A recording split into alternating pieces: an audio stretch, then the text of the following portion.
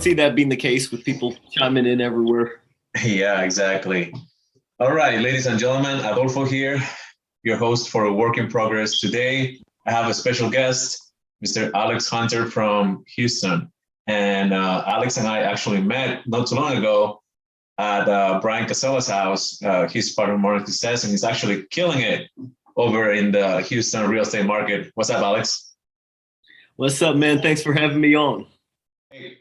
So, as you know, the name of this podcast is called Work in Progress. So tell us a little bit about who you are, what you do right now, and where you were maybe. Let's just start with your name, who you are, and what you do. Okay? Here we go. All right. So my name's Alex Hunter. As Adolfo said, I'm in Houston, Texas. I've been in real estate about 3 years, though I like to say I really have just been doing it about 1.5 years because that's when I started taking my business seriously, prospecting heavily, and really building things to where they are now and continuing to go upwards from there.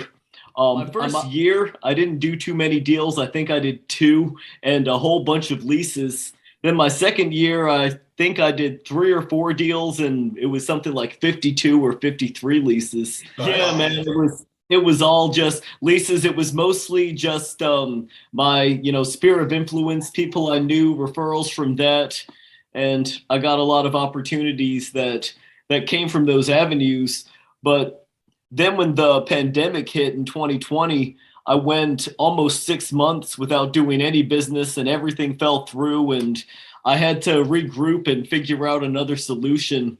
And that's when I started, looking into real estate coaching. And then I joined the brokerage I'm at now. My current broker, Chris Hardy of Hardy and Company Real Estate, he's a Mike Ferry fanatic. And he said, if you want to become successful in the real estate industry, learn the Mike Ferry scripts, get into the Mike Ferry sales system. And so I started getting really into that. Started having a lot of success quickly, and then I joined Modern Success, and then my success has continued to skyrocket since.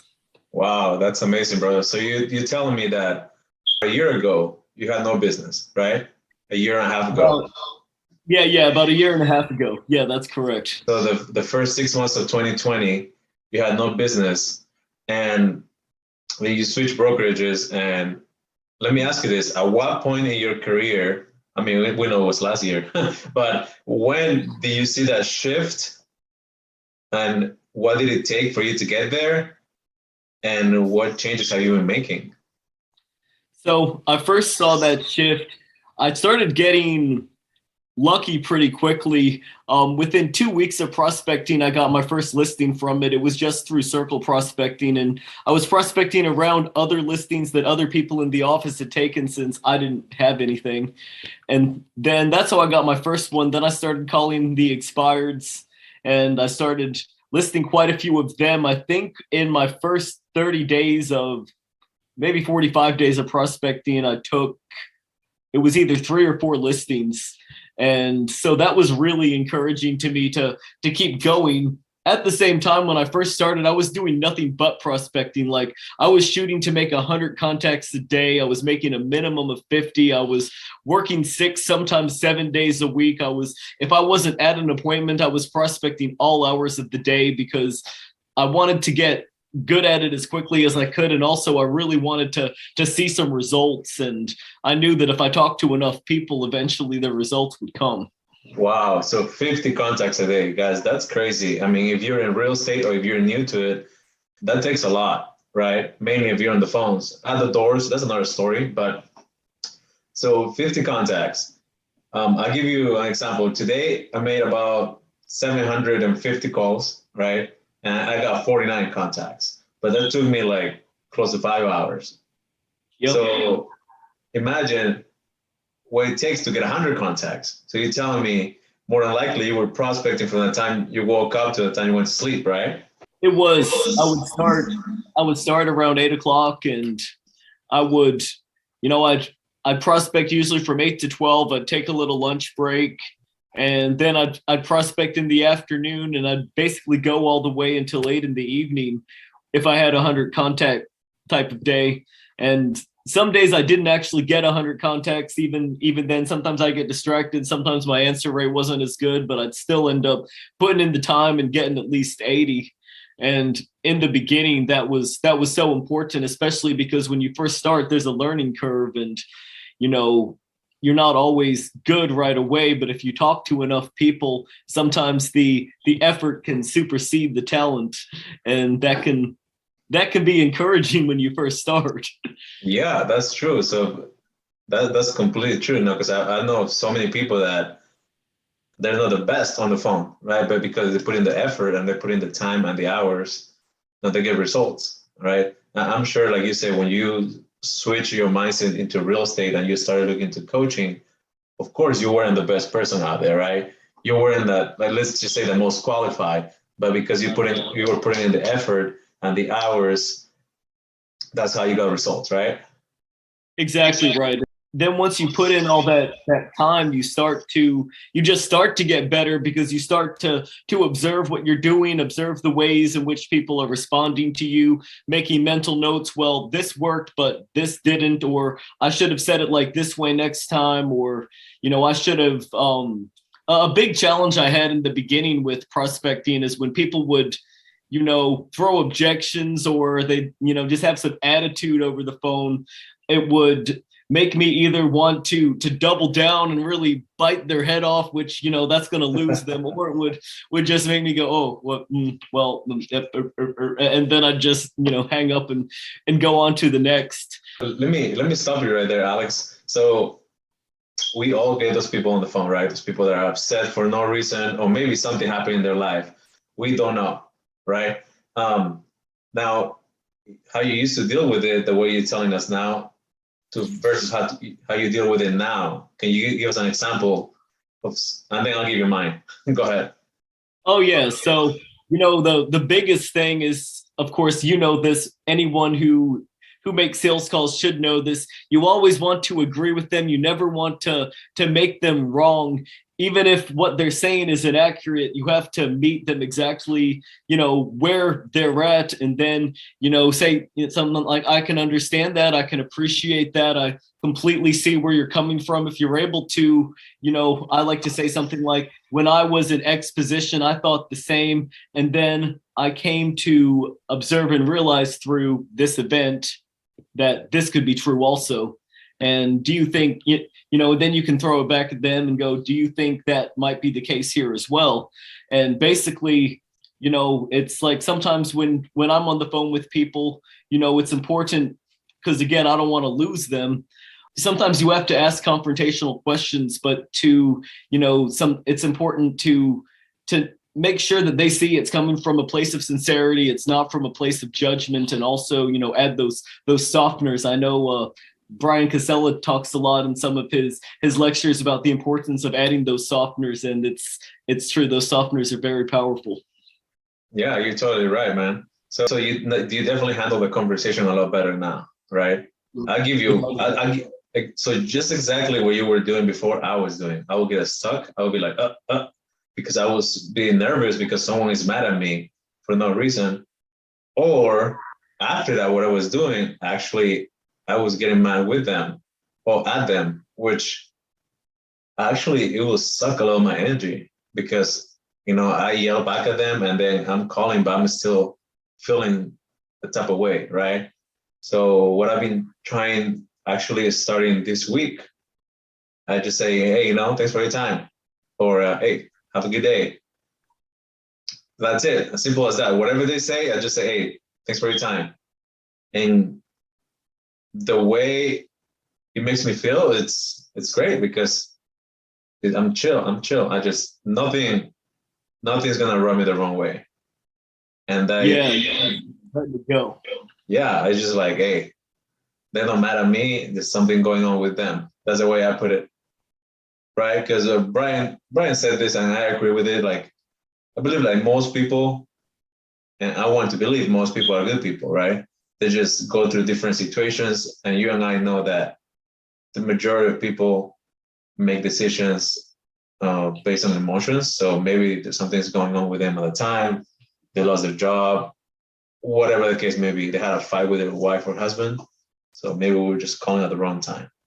And this happened many times with me that I call, they're upset, but something tells me, hey, follow up, and call them back. And they're just like, hey, no, they're completely different. Right? I'm sure that's happened to you. Oh yeah, I've had a few of those, and one of them I ended up listing once she had calmed down from the whole experience. It was a for sale by owner. Been getting bombarded by realtors. She was giving me a whole lot of attitude at first, but somehow I kept her on the phone for about 20, 25 minutes. So I went, all right, even though she was giving some attitude and objections, there's something here. Once if she doesn't get the offer she's looking for, she's motivated, so she's going to start feeling the pain of not finding what she needs. And so I'm just going to keep checking in with her. And the next time I checked in with her, she was completely different, and she was a lot nicer and a lot more receptive now that the dust had settled a little bit and things were calming down. Because something I've observed with for sale by owners is, or even with expireds, is at first they're getting a lot of calls, but then not everybody is following up with them consistently as long as there's something there. Some people are giving up after the first or second call, whereas, you know, I'm a big believer in, I'm going to keep talking to them, keep trying to bring them value as much as I can until, I think as either Brian Casella said, call the police. Yeah, that's true, man. That's true. And that's something that I also been doing, like calling back this expires, because what I realized that a lot of them, the first day, they're super upset, right? Yeah. Maybe after the second or even the third day, things do change. And they start picking up the phone because, like you say, people give up because they call once or twice and they don't answer the phone, right? Now, let me ask you something. What would you say, or what tip will you give to agents that are just starting? Because, you know, there's a lot of agents, right? I'm sure in Houston there's a lot of agents. I know some. Here in LA, there's a shitload of agents everywhere, right? But these people are getting 300, 400, 500 calls a day. And I'm sure that just the way you're doing it, there's a couple more people doing the same, like following up every now and then. What do you do, or what do you say to differentiate yourself from those other agents so people remember you when you call them back? When I first talk with them, I will take quite a few notes. And when I call them back, I'll mention a couple things that they said to me that is, you know, things that I made a note of that seemed like they were important to them. I'll mention those things right away. And then, you know, I'll continue to just ask them more questions and get them to talk more, because the more they share, the more invested they can be, and, you know, the more comfortable they are, usually the more they'll remember you. Because I suspect that a lot of these agents are having, you know, very short conversations with them but aren't digging deep enough. And the deeper you dig and the more things that you pull up and remind them of, I find really can help differentiate you from somebody else who might be doing the same thing. Got it. So just having longer, more meaningful conversations, right? Instead of just like, hey, I send you my information, bye. Yeah, pretty much. I feel like, well, I already know, because they're revealing that they're getting, you know, sometimes as soon as they expire, they're getting things in the mail already. They're getting like 50 emails from different agents with all their information. And chances are that if you just send them your information, unless you follow up with them and go over it with them and ask them specific questions, they're not going to look at your information or remember your information.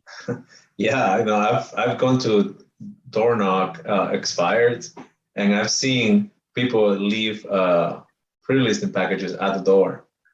Oh yeah. They don't even knock; they just leave it at the door. I'm like, what's the point? But again, you know, yeah, they're just on the side. I mean, to each their own, right? They do what they do, but I don't know, if some people, I think, are scared of talking to people, right? I understand that if you're new in the business and never done sales in your life, right? Because when I first started my first sales job a few years ago, I was scared of talking to people because I wasn't used to it. And then when I saw the money coming in, that's another story, right? I started liking it a lot more. Yeah, man, I appreciate you sharing all this with us. Now, if you were to give one tip to brand new agents who are starting in the business tomorrow, what would that be? My one tip would be to prospect relentlessly, especially when you first start. Try to make a minimum of 50 contacts. Try to shoot for 100. The most important thing really is to be consistent, to have your goals, and to to know why you want to do this and be successful, and have that in front of you, and to basically not just go through the motions, do it all with intention. And between making the contacts and having the intention, I think that's really the biggest piece of advice I can give, the best starting point for someone who's brand new at this.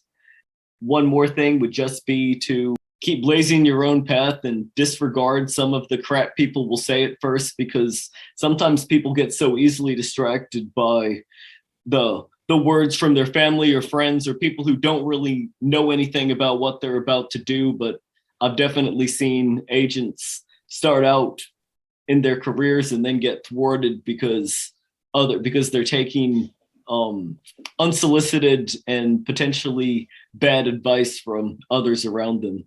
They're taking advice from unqualified people. Yes, right? Unqualified people. That's exactly it. I've been there. Thanks, man. I appreciate your time. So one more thing, if people want to find you, whether it's real estate or anything else, how can they get a hold of you? I'm on Instagram under Houston's House Hunter. That's Houston's with an S, House and Hunter. So Houston's House Hunter. My Facebook business page is also Houston's House Hunter. And you can also just look me up under Alex Hunter on Facebook. And then I have a website, houstonshousehunter.com. Awesome, guys. So one last thing, if you guys want to hear anything else from Alex, he's a complete beast over there in Houston. Maybe one of these days we'll do a role-playing session. Do me a favor and comment, whether you're listening to this or watching the video. Okay, that's it. Peace out, guys. All right. Thank you.